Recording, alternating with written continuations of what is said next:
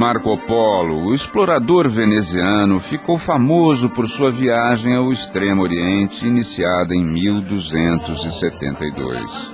Seu nome até hoje é sinônimo de aventura, exploração de novas terras e o contato com outras culturas.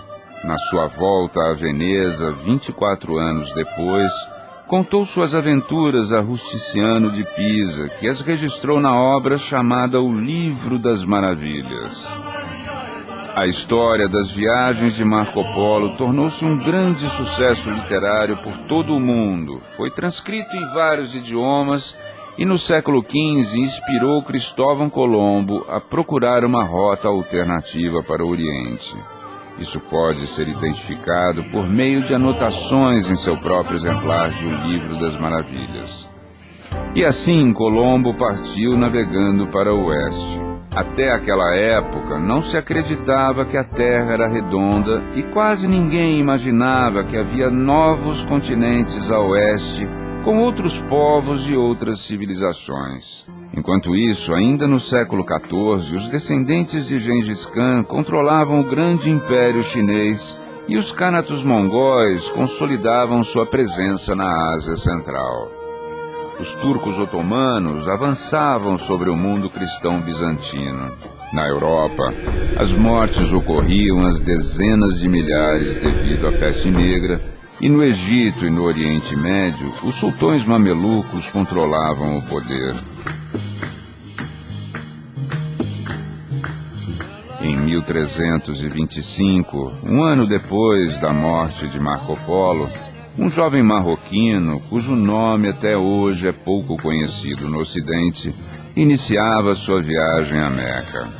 Partindo de Marrakech, durante quase 3 décadas, estima-se que esse viajante tenha percorrido mais de 100 mil quilômetros pelo mundo islâmico, Europa Oriental, Oriente Médio e Extremo Oriente. Mas esse homem ainda faria uma última viagem, talvez a mais ousada, enfrentando o deserto do Saara para conhecer os vários povos da África Ocidental. Essa é a jornada que vamos acompanhar de perto para conhecer Ibn Battuta, aquele que é lembrado no mundo muçulmano como o príncipe dos viajantes. Quando morreu aos 64 anos, Ibn Battuta já havia viajado por cerca de 30 anos, sobrevivido a uma peste na Síria, atravessado cidades, desertos e mares para chegar a Meca, a Pérsia, Ásia Central, Índia, ilhas do Sudeste Asiático e China, onde entrou em contato com paisagens e povos milenares.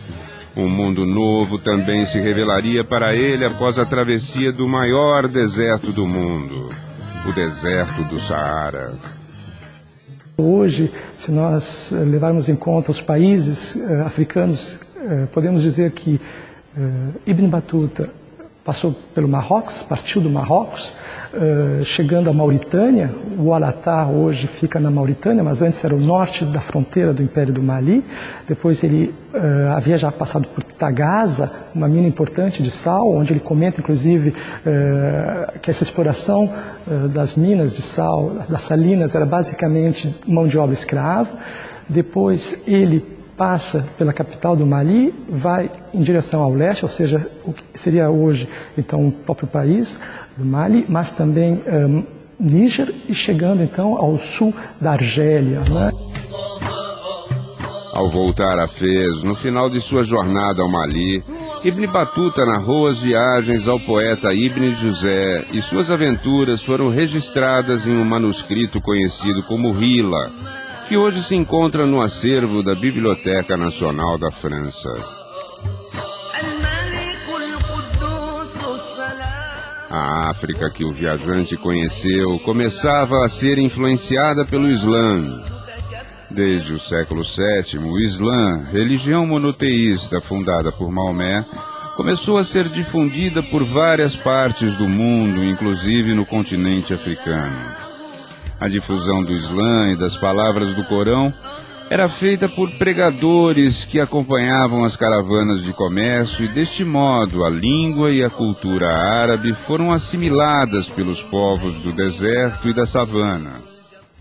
Comme tout le monde le sait, il suffit d'accepter, d'admettre que Dieu est unique et que Mohammed est son messager pour adhérer pleinement à l'islam. Il n'y a pas de rite particulier. Toute personne, quelle que soit sa condition, quel que soit son sexe, il lui suffit d'admettre ces deux professions de foi pour être un musulman accompli. As 6 letras do continente África não são o bastante para descrever esse continente caracterizado pela diversidade de povos e culturas. A África tropical, a sudanesa, a saariana, a mediterrânica e, como um oceano de areia interligando esses mundos, o deserto do Saara. Nós devemos entender o deserto como um mar. Devemos entender o deserto do Saara como um mar, como uma grande rota de circulação, onde comboios de camelos proporcionavam, através do deserto, a ligação entre diferentes centros culturais, diferentes centros econômicos e diferentes centros de poder. Ibn Batuta era um homem culto, rico e protegido do sultão Abu Inan, que governava todo o Marrocos a partir do palácio de sua dinastia em Fez. No ano de 1352 da era cristã, ele decidiu conhecer os povos do mais poderoso estado da África Ocidental, o Império do Mali, e com a permissão do sultão, partiu junto com uma caravana de mercadores da cidade de Sijilmassa. Uma das poucas representações medievais do comércio transsaariano aparece no mapa desenhado em 1375 por Abraão Gresques, mapa este conhecido como Atlas Catalão. Ali se pode ver as cidades, as fortalezas e os oásis por onde transitavam as mercadorias e o ouro, e inclusive um mercador tuareg viajando em seu camelo, como os tuareg da caravana que Ibn Batuta acompanhava. A caravana percorria o Saara para comprar vários produtos, ouro, sal e outras mercadorias. Entre elas estavam escravos, homens e mulheres que seriam comercializados nas cidades do Mar Mediterrâneo e no Oriente Médio. Além do ouro, o sal também servia como moeda de troca entre os povos do deserto. Antes do descobrimento da América, todo o ouro usado na cunhagem de moedas, tanto na Europa cristã quanto no mundo muçulmano, vinha da África. No caso do Mediterrâneo, vinha sobretudo da África Ocidental. Atravessava o deserto em grandes caravanas e foi o responsável pelo aparecimento de grandes estados de poder centralizado na África Ocidental. Após 25 dias de viagem, a caravana chegou ao primeiro porto do Oceano de Areia, a cidade de Tagaza, onde o precioso sal era extraído por escravos dos Tuareg e comprado pelos viajantes. Há uma especificidade muito grande nessa escravidão africana antes da chegada dos europeus. Uma dessas especificidades é a chamada escravidão de linhagem, onde o escravo que é feito a partir de uma vitória na guerra, ele é incorporado à comunidade que venceu o conflito. Ele pode, inclusive, ter um tempo de escravidão. Não necessariamente a escravidão vai ser uma condição perpétua na vida deste homem tornado cativo. Agora viria o trecho mais árduo e perigoso da jornada. A travessia de quase 1000 quilômetros de areia e rochas, e um total de 2 meses com dias de calor brutal e noites de frio cortante. Eis o que Ibn Batuta nos diz sobre isso. Este deserto está cheio de gênios malignos. E se o viajante está só, acaba sendo atraído por eles e morre. Porque não há caminho visível nem qualquer sinal, mas apenas as areias que o vento arrasta. As dunas deslocam-se de um lugar para outro. O próximo destino, a caminho da capital do Mali, era a aldeia oásis de Oualata, na região que hoje é o sudeste da Mauritânia. Mas até chegar ali foram muitos os perigos, e o viajante nos conta alguns deles. Havia entre nós um mercador, que costumava caçar cobras e se divertir com elas. Certo dia, enfiou a mão no buraco e encontrou uma serpente que o picou no dedo, causando fortíssimas dores. Então o homem degolou um camelo e colocou a mão no ventre do animal morto para imunizar-se. O dedo ficou descarnado, sendo então cortado para salvá-lo da morte. Após tempestades de areia, fome, sede e toda a sorte de perigos, o deserto se ilumina, o peito se dilata e o espírito se acalma. Ibn Batuta vê descortinar-se diante de si a paz de Alá. Próximo ao Alata, o deserto ganha vida e abriga bois selvagens, e suas manadas se aproximam tanto que os viajantes podem caçá-los com cães e flechas. Batuta chega ao grande rio Níger. Aos seus olhos se descortina um mundo novo, com a rica vegetação da savana e animais desconhecidos. Ao ver hipopótamos emergindo das águas e caminhando pela margem do rio, perguntou a um companheiro o que eram e os descreve como animais com cabeça de cavalo e patas de elefante. Como o reino de Gana que o antecedeu e o império de Songhai que o precedeu, o império de Mali teve, sobretudo, sua existência dependente do grande comércio transsaariano que ligava o norte da África praticamente à banda guineense próxima ao Golfo da Guiné. Eram caravanas de centenas de camelos que partiam dos centros mercantis da África do Norte, levando manufaturados para essa região, que eram trocados por cativos, por marfim, por ouro e outros produtos valiosíssimos, sobretudo para o comércio mediterrâneo. Para pacificar as regiões trilhadas por esse comércio, tributando este comércio que cruzavam o Sudão Ocidental, é que nasceram e se desenvolveram e feneceram o Reino de Gana, o Império de Mali e o Império de Songhai. Feneceram quando precisamente os europeus, na sua amorosa, incessante expansão ao longo das costas africanas, captaram e transferiram este comércio que cruzava o coração da África para as costas, retirando as rendas que contribuíam e garantiam a existência desses grandes estados que haviam conhecido desde os anos 800 até praticamente o século XVII, um processo ascensional, singular e jamais repetido na África Negra. Completando mais um trecho de terra onde se encanta com a beleza e o tamanho das árvores do caminho, Batuta passa por Carcajo. Dali, prossegue até o rio Sansara e, ao cruzá-lo, atinge, finalmente, o coração dos domínios territoriais do Mali. Lá ele permaneceria durante 8 meses, conhecendo seus povos e seus costumes. Um mundo inimaginável de riquezas e uma sinfonia de cores fascinam o viajante.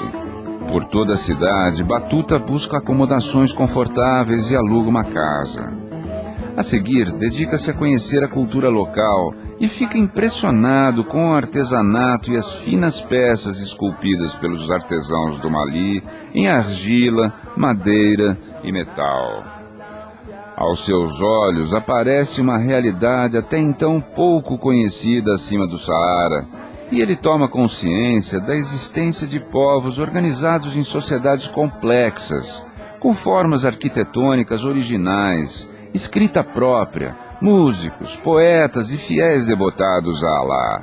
Mas apesar de difundido há mais de 2 séculos, o islamismo ainda convive com costumes e rituais das religiões africanas tradicionais que o desagradam. Então, à medida que Ibn Batuta viaja pelo deserto e se aproxima da África mais ao sul, há também uma viagem dentro da cabeça dele. Uma viagem que talvez ele nunca tenha sido capaz de concluir, porque até o fim parece que ele manteve um senso de choque. Ele não foi capaz de reelaborar na cabeça uma síntese nova das definições que ele trazia com as observações que ele estava a fazer a cada momento.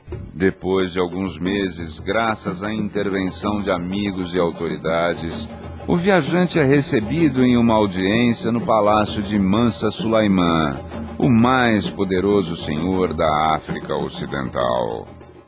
O fato é que nós temos um império de longuíssima duração. O reino do Mali vai atingir o seu apogeu aí no século XIV, XV, XVI, mas ele vai continuar até bem entrado o século XVIII, que ainda temos indícios de que o Mandi Manso, o rei do Mali, embora tenha perdido o seu poder anterior, ainda era respeitado como soberano de numerosos reinos vassalos, reis vassalos, que tinham mais poder militar do que ele próprio. Sobre a cerimônia, o próprio Batuta relata: sob a sombra de uma grande árvore, o povo reúne-se para avistar seu soberano. Músicos e poetas homenageiam o seu rei, entoando cânticos em seu louvor. Uma forte guarda armada o ladeia e protege, sempre atenta. Na linguagem comum, o mais fácil é continuar usando reinos, impérios, imperadores, reinos e assim por diante. Mas, a rigor, seria melhor falar de Mansa. O Mansa tinha uma autoridade própria, que era construída a partir de elementos políticos, religiosos vindos de um lado de culturas que estavam já lá antes da chegada do Islã, e de outro lado, tomadas emprestado ao Islã. Mas o governante o decepciona por não lhe dar atenção nem presentes de valor, contrariando o costume da hospitalidade, que era um hábito difundido em todo o mundo islâmico. Afinal, a ideia que fazia do senhor de tantos povos era de um líder generoso, graças às histórias que ouvira sobre Mansa Musa, irmão de Sulaiman, também conhecido como Kankan Musa, que o antecedeu no trono. O rei chama-se Mansa Sulaiman. Mansa significa sultão, e seu nome é Sulaiman, mas é um soberano sovina, do qual não se pode esperar presente de valor, apesar da riqueza e suntuosidade que se vê quando ele aparece em audiência pública. Seu presente de hospitalidade para mim foram apenas 3 pedaços de pão, 1 pedaço de carne frita e um pouco de coalhada. Quando vi isto, me pus a rir. Diferente de Sulaiman, Mansa Musa era cativante, generoso e tomou iniciativas que fizeram com que o Mali se tornasse conhecido em todo o mundo muçulmano. A projeção da figura de Mansa Musa foi extraordinária também na Europa cristã. É muito provável que ele tenha inspirado a representação do imponente soberano negro que aparece retratado no Atlas catalão, sentado com as pernas cruzadas, à moda europeia, e segurando uma enorme pepita de ouro, símbolo visível de seu prestígio e poder. Ao lado está escrito: esse senhor negro é chamado de Mansa do Mali e é o senhor dos negros da Guiné. Esse rei é o mais rico e o mais nobre senhor de toda essa parte, devido à abundância de ouro que se recolhe de sua terra. Ensina o Corão que todo muçulmano deve ir pelo menos uma vez em sua vida à cidade santa de Meca para oferecer suas preces a Alá. E assim, no ano de 1325 da era cristã, Mansa Musa realizou um feito notável. Seguido de um grande cortejo de toneladas de ouro, fez a peregrinação a Meca, a cidade santa do Islã. Na volta, trouxe consigo arquitetos, poetas e estudiosos da lei muçulmana para o Mali, transformando as cidades de Gao, Gené e Tombuctu em centros do saber. Tombuctu, nessa época, estamos falando do século XIV, estava se transformando já num centro comercial muito importante, que viria a ser um grande centro de produção de literatura escrita. No retorno, Ibn Batuta ainda passaria pelas cidades de Tombuctu e Gao, seguindo pelo rio Níger. Durante a viagem, as surpresas continuam a ocorrer. Um dia fui até a margem para fazer minhas necessidades, quando chegou um sudanês e ficou na minha frente, entre o rio e eu. Fiquei surpreso com sua má educação e sua falta de vergonha. Depois, descobri que, na verdade, ele estava me protegendo do ataque dos crocodilos. Mas o que Batuta mais estranhou foi que o islamismo coexistisse com os rituais e os costumes das religiões tradicionais africanas. Embora tenha encontrado uma grande quantidade de mesquitas e visto fiéis fazendo as orações em homenagem a Alá, não se conformava com os hábitos e costumes contrários aos ensinamentos do Corão. Essa gente é a que mais desaprova a injustiça. E seu rei não perdoa o mínimo deslize de caráter de seus súditos. Nenhum morador ou viajante teme ladrões ou salteadores. Eles fazem as orações, frequentam a mesquita e dão grande atenção ao aprendizado do venerável Corão. Em compensação, suas servas escravas e meninas aparecem nuas em público. E suas mulheres não usam o véu na presença do rei. Seus poetas recitam versos desavergonhados. E eles comem animais impuros. E este foi o Mali que Batuta conheceu. Rico, complexo e carregado de contrastes, com uma história e uma cultura muito próprias. Ele chegaria de volta ao sul do Marrocos no início de 1353, acompanhado de uma grande caravana que transportava um sem número de mercadorias e ele próprio novos conhecimentos sobre o mundo. Ibn José, o poeta que registrou suas viagens, encerra as páginas da história e conclui: não se oculta ao entendimento de qualquer ser racional que este sheik é o maior viajante de nosso tempo. E depois de ter compilado as impressões e memórias de tantas viagens, deixa-nos uma última frase.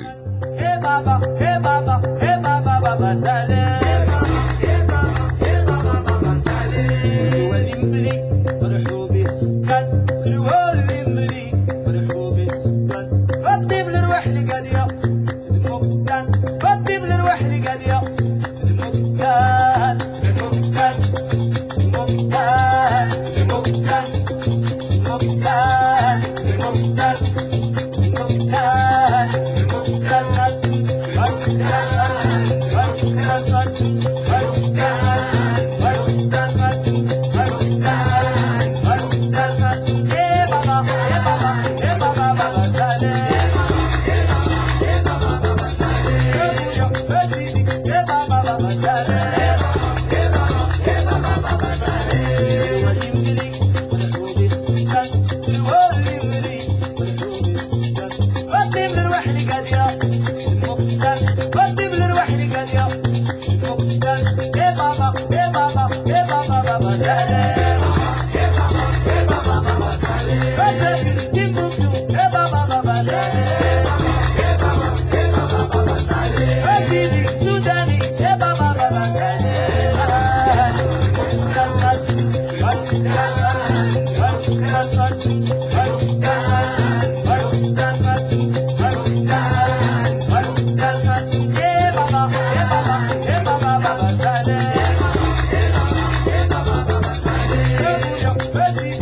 Baba